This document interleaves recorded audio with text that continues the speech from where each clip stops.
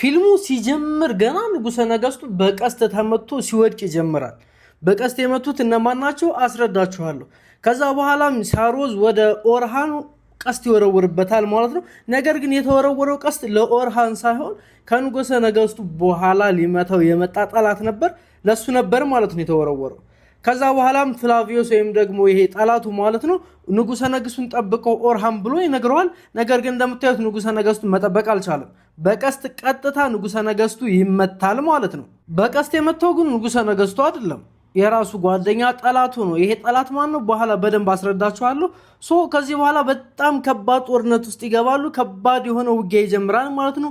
እነ ኦርሃን ሳያስቡት ነበር የገቡ፣ ተጠምደዋል። ምንም ማድረግ አይችሉም። በቻሉት አቅም መታገል መዋጋት ይጀምራሉ ማለት ነው። ከዛም ጦርነቱ እየተረጋጋ ሰላም እያገኙ በሚሄዱበት ሰዓት ጠላታችን ማን ነው እንደዚህ ሊያደርገን የቻለው ብሎ ማሰብ መፈለግ ይጀምራሉ ማለት ነው። የዚህ ጊዜ ታዲያ ደፍኒን የተባለች የንጉሰ ነገስቱ ልጅ አብራ የመጣችው ማለት ነው ፋጥማ ሀቱንን የጠራቻት ወይም ደግሞ ሁሎፊላን የጠራቻት ልጅ ይቺ ልጅ ማለት ነው እሷ እንደሆነች ይጠረጥራሉ፣ ይገምታሉ ማለት ነው። እሷን አንቀው ይዟታል በሰይፋቸው። አንቺ ነሽ እንደዚህ ያደረግሽ ብለው ሲጠይቋት ከመምጣቷ በፊት ስትዋጋ እንደቆየችና እጇን ቆርጣ ነበር የመጣችው። ምንም ነገር እንደማታውቅ ምንም ነገር እንዳላደረገች ግልጽ አድርጋ ትናገራለች ማለት ነው። ያው ዘመዳቸው ስለሆነች እነሱ ማምኗት ትተዋት ይሄዳሉ ማለት ነው። ከዛ በኋላ ይሄዱ እንዳለ እንደምታዩት ጦርነቱ አላለቀም ነበር፣ በደንብ ይዋጋሉ ማለት ነው እስከ ጥግ ድረስ። ከዛ በኋላ ደግሞ ንጉሰ ነገስቱ በቀስት ተመቶ ወድቋል። ሞቷል አልሞተም የሚለውን ግዴታ ማየት ማረጋገጥ አለባቸው። መቼስ ንጉስን ያህል ነገር ተመቶ ዝም ብሎ ቀርቷል ቢባል ተረት ነው የሚሆነው።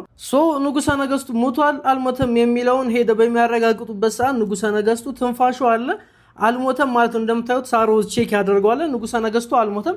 ስለዚህ ለኦርሃን አንተ ብቻ የምታውቀው ቦታ ወሰዱና ደብቁት።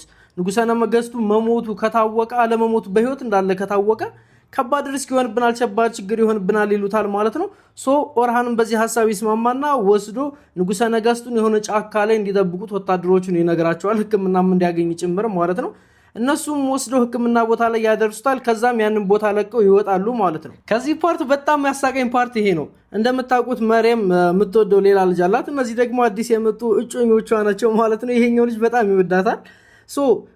ወደ እሷ ይሄኛው ልጅ ተጠግቶ በሚያወራት በሚያይ ሰዓት በጣም ይናደዳል ማለት ነው። ይሄ አዲስ የመጣው ልጅ እልሁም መቆጣጠር ያቅተውና ልብሱ ላይ ይደፋበታል ውሃ እንደምትመለከቱት። ከዛ በኋላ በጣም ይናደድና እኔ ክብር ያለ ሰው ነው ለምን ትደፋብኛለህ ምናምን ብሎ ይጮህበታል። ከዛ አባት የቺኛዋ ልጅ በጣም ኦፍቶ ሆንና አንስታ እንደምትመለከቱት የባለስልጣኑ ልጅ ተወረውሯለች ማለት ነው። ይህን ጊዜ በጣም ከባድ ሪስክን የወሰደው የንጉስ ልጅ ነው፣ ለጭን የመጣው እንደዚህ ማድረጉ ከባድ ሪስክ ያስወስደዋል። ነገር ግን አንስቶ ይወረውረዋል ማለት ነው። እሱም ጩቤ አንስቶ ሊመታው ሲል እንደምትመለከቱ መርየም አይቻልም ብላ በሰይፏ ትከላከልለታለች ማለት ነው። ከዛ በኋላም እነ ኦርሃን ምንድነው ጥቃት ያደረሰብን ምን አይነት ሰዎች ናቸው የቅድሞቹ ብለው መወያየት መነጋገር ይጀምራሉ። እየተነጋገሩ እንዳሉ በጣም ኃይለኛ ተዋጊዎች ናቸው፣ ምን እንደሆኑ ማወቅ አለብን። ይሄንን ተወያይተው ወደ ፍለጋቸው ይገባሉ ማለት ነው። ምክንያቱም ከባድ ጥቃት ነው የደረሰባቸው፣ ቀላል ጥቃት የሚባል አይደለም። ነገር ግን በዚህ መሃል ሳሮዝ ከታሰረበት ከኤኖጎል ወጥቷል። እንዴት እንደወጣ አይታወቅም። እንዴት እንደወጣ ሲያስታውሱ እንደዚህ ነው። አዲስ የመጣው ኮማንደር በጣም ኃይለኛ ተዋጊ ነው።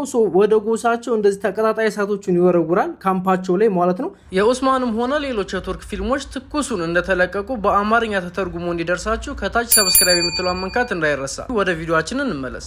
እሳቱ ይነዳል። እሳቱ ሲነድ እንደምታዩት ከባድ ጦርነት ይነሳል ማለት ነው። አዲስ የመጣው ኮማንደር ነው እንደዚህ አድርጎ ሳሮዝን ከዛ ለማስወጣት ሲል ማለት ነው። በዚህ ጦርነት መሃል እንግዲህ እንደዚህ እየተዋጉ ባሉበት ሰዓት ይሄ ኮማንደር ወደ ውስጥ ይገባና ሳሮዝን በአየር ላይ ይዞት ይወጣል ማለት ነው። ጊዜ እንዳታባክን ቶሎ መውጣት አለብን፣ የምትቆይ ከሆነ ያው ጦርነቱን እንደተጋጋመ ካበቃ በኋላ እንያዛለን ይለዋል ማለት ነው። ሳሮዝም የፈጠነ ከዛ ቦታ ይወጣል። ምክንያቱም ከዛ ቦታ ለመውጣት በጣም አስቸጋሪ ሲቹዌሽን የነበረበት ሰዓት ነበረ።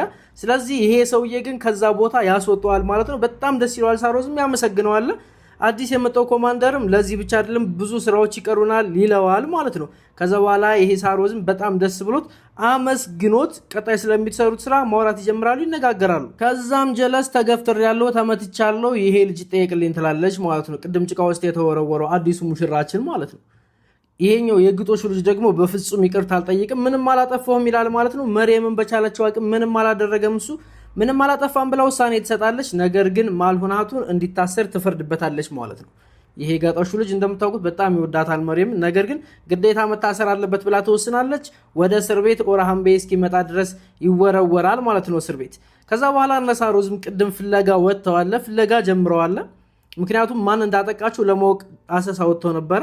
ስለዚህ አሰሳቸው ላይ እንዳሉ የሆነ ኮቴ ይሰማሉ፣ ድምጽ ይሰማሉ ማለት ነው። ከዛ በኋላም አንተ ጀግናና አንተ ፈሪነህ ከንጉሱ ልጅ ጋር ትንሽ ሰጣ ገባ ውስጥ ይገባሉ። ኦርሃን ቤይ ደግሞ ካርታውን ይዞ ቋንቋ የሚችል ሰው ትርጉም የሚችል ሰው ላይ ይዞ ትሄዳል ማለት ነው። ይሄ መነኮሴም የሌሎችን ቋንቋ መናገር ይችል ነበር። ይህን ስዕል ካየ በኋላ በጣም ይደነግጣል። ምክንያቱም ይሄ አርማ ከባድ የሚባሉ የሞንጎል ወይንም ደግሞ የክርስቲያን ተዋጊዎች ናቸው። በጣም ከባዶች ናቸው። በምንም ነገር ማሸነፍ አይቻልም። ከባድ ተዋጊዎች ናቸው ምናምን ብሎ ይነገራቸዋል ማለት ነው። እነሱም ስለ ጉዳዩ በደንብ እያጤኑበት እየተወያዩበት መስማማት ይጀምራሉ ማለት ነው። ጉዳዩ ከባድ ጉዳይ እንደሆነ ተደርተውታል። ምክንያቱም ቀላል ተዋጊዎች አልነበሩም የገጠሟቸው፣ ከባድ የሆኑ ተዋጊዎች ስለነበሩ ማለት ነው። ስለዚህ ውጊያቸውን በአዲስ ስትራቴጂ ለመቀየር ይስማማሉ ማለት ነው። እነ ሳሮዝም ዱካውን ተከትለው በሚሄዱበት ሰዓት ጠላቶቻቸውን ያገኛሉ ማለት ነው። እንደምትመለከቱት ከባድ ፋይት ያደርጋሉ። ምክንያቱም ተዋጊዎቹ ቀላል የሚባሉ አይደሉም፣ አዲስ የመጡ ናቸው። ነገር ግን በጣም ከባድ ተዋጊዎች ናቸው። በቀላሉ የሚዋጉ አይደሉም። የውጋ ቴክኒካቸው ይለያል። መሸሽ የሚባል ጭራሽ የማያውቁ ተዋጊዎች ናቸው። ጦርነቱ ላይ እንደዚህ ትንሽ ከገጠሙ በኋላ አንድ ሰው ይቀራል ማለት ነው። ያንን ሰው እነማናችሁ ንገረን እያሉ ትንሽ እያሰቃዩት ባሉበት ሰዓት የድሮ ኃጢአቴ ይበቃኛል ይላቸውና እዛው ላይ ራሱን ያጠፋል ማለት ነው። በጣም ያዝናሉ። ምክንያቱም መረጃ አልደረሳቸውም፣ ምን እንደሆነ እንኳን አልተረዱም ማለት ነው። ያንን ሳያውቁ ምን እንደሆነ እንኳን ሳይነግራቸው ራሱን ሲያጠፋ ሙሉ መረጃ ሳይደርሳቸው ሞተባቸው ማለት ነው። በጣም ያሳዝናል። ፊልምም ቢሆን ራሱን የጥንካሬያቸውን አደንቃለሁ። ነገር ግን እዚህ ደግሞ ከሃዲ ተገኝተዋል። ይሄ ከሃዲ ደግሞ ምን መሰላችሁ? ለሌላ ሰው ሊሸጣቸው ነው፣ ለመንጎሎቹ አለቃ ማለት ነው። የመንጎሎቹን አለቃ ፍላቪየስ ብዙዎቻችሁ ታውቁታላችሁ። ለሱ ሰራለሁ ይላል ማለት ነው። እነሱን ክዶ ከዚህኛው ጋር ሆኜ እከዳቸዋለሁ ይላል። አሁን ነው ወይ የምትከዳቸው ሲባል ያው አሁን አልክድም፣ ነገር ግን ቀስ ብዬ ነው የምክደው ይላል ማለት ነው። በጣም የሚያስቀው ፓርቲ ይሄ ነው። ከዛም ፍላቪየስን ኦርሃን ቤይ ወደ ጎሳው ይጋብዘዋል። ነገር ግን ወደ ጎሳው ሲጋብዘው ፍላቪየስ ጎሳው ላይ መጣ ማለት ሃሊሜ ታየዋለች ማለት ነው። ሃሊሜ ሀቱን አየችው ማለት ደግሞ እንደምታውቁት ከዚህ በፊት በነበሩት ፓርቶች አብረው በፍቅር ብዙ እንትን ያሉ ሰዎች ናቸው። ሰው አየችው ማለት ፍላቪየስ መሆኑን አወቀች ማለት በጣም ከባድ ይሆንበታል ማለት ነው። ስለዚህ እንደዚህ ፌስ ማስክ አድርጎ ይመጣል ማለት ነው ወደ ጎሳው፣ ፊቱን ሸፍኖ እሷ እንዳታየው። ምክንያቱም ካየችው ትንሽ አይደብርም፣ አይመጣውም፣ ሰው ይደብራል። ስለዚህ እንደዚህ ለብሶ ይመጣል ማለት ነው ወደ ጎሳው፣ ሃሊሜ እንዳታየው ሲል ብቻ። ነገር ግን ሃሊሜ አቋሙን ስታየው ጠርጥራ ነበር። ማን እንደሆነም ለማወቅ ገምታለች ማለት ነው። ማን እንደሆነ እየገመተች ነበር ኦልሬዲ። ማን እንደሆነ ለማወቅ ደግሞ የግዴታ መሞከር እንዳለባት ታስባለች ማለት ነው። እሱ ኡስማን ቤይ ላይ ገብቶ እያወራ በነበረበት ሰዓት የሚጠጣውን ሸርቤት ለምን ይዤላቸው አልገባም የሚል ሀሳብ ታስባለች። ውስጥ እያወሩ ነው እነሱ፣ እሷ ደግሞ ያንን ሸርቤት ይዛ መሄድ ታስባለች ማለት ነው። ስለዚህ እነሱ እየተነጋገሩ በነበረበት ሰዓት ሸርበት የምትወስደዋን ትቀበላትና መጠጡን ማለት ነው እሷ ይዛ ለመሄድ ትወስናለች። እነሱ ስምምነት እያደረጉ እየተፈራረሙ ስለ ወደፊት አብሮ ስለሚሰሩት ውጊያዎች ለአሁኑ አብረን እንዋጋለን፣ ቀጣይ ግን ጠላቶች ነን እየተባባሉ እየተስማሙ በነበረበት ሰዓት ማለት ነው እሷ መጠጡን ይዛ ወደ ውስጥ ትገባለች። ነገር ግን መጠጡን ይዛ ወደ ውስጥ ለመግባት በምትሞክርበት ሰዓት ማልሁናቱን በሩ ላይ ስለነበረች አይቻልም፣ መጠጡን ተቀበሏትና አስገቡት ትላለች። ፍላቪየስን ሳታየው ትቀራለች ማለት ነው።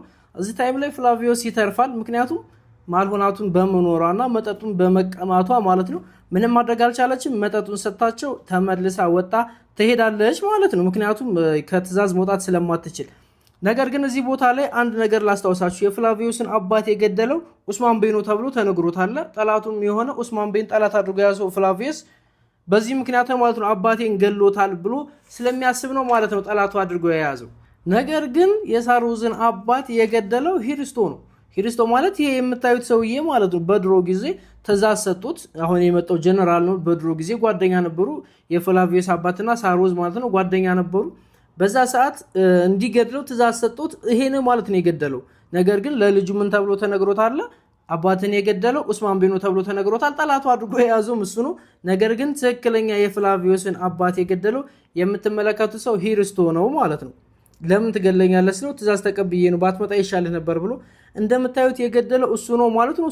የሳሮዝ አባት ገዳይ ይሄ ሰውዬ ነው ማለት ነው። ሶ ያንን ትእዛዝ ተቀብሎ ብዙ ጥፋቶችን ሰርቶላቸው ስለነበረ ምን ያስባሉ? ይሄንን ሰው በክርስቶስ መንገድ ሂድ ይባልና እንደምትመለከቱት መስቀል ይታሰርለታል። በከባድ መንገድ ሂድ ተብሎ ይታዛል ማለት ነው። ጩቤውን ሲያወጣ ሊገለኝ ነው ብሎ እንዴት እንደደነገጠ፣ ነገር ግን እጁን ይቆርጥና ይባርከዋል ማለት ነው። ካሁን በኋላ ከባድ ስቃዮችን ትሰቃያለህ፣ ብዙ ነገሮችንም ታደርጋለህ። ስለዚህ ለዛ ስቃይ ተዘጋጅ ተብሎ እንደዚህ እንደምትመለከቱት ተቀብቶ ተሸልሞ ይዘጋጃል ማለት ነው። እዚህ ፓርት ላይ ክፍል 13 ያበቃል።